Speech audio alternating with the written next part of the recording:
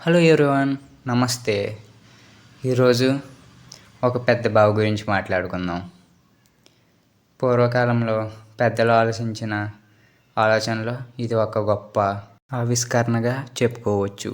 ఒకే కొండని చతురస్రాకారంలో ఎంత పద్ధతిగా చెక్కగలిగారంటే అర్థం చేసుకోవచ్చు వాళ్ళు ఎంత గొప్పవారు అనేది, అప్పటి వారి సామర్థ్యం ఎంత గొప్పది అనేది.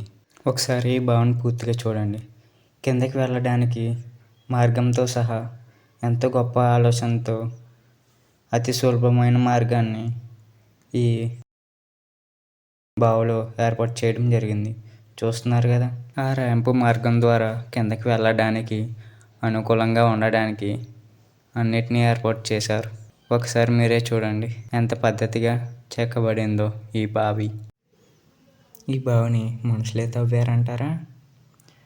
చూడండి, కిందకి వెళ్ళడానికి మార్గంతో సహా ఎంత చక్కగా చేశారో. ఇలాంటివి చూసినప్పుడు అనిపిస్తుంది అప్పటి వాళ్ళు ఎంత గొప్పవారు అనేది. అప్పట్లో నిర్మాణాలు చాలా ఆసక్తికరంగా ఉండేవి. మరిన్ని వీడియోస్ కోసం తప్పకుండా షేర్ చేసి, లైక్ చేసి, సబ్స్క్రైబ్ చేయడం మాత్రం మర్చిపోకండి. ధన్యవాదములు.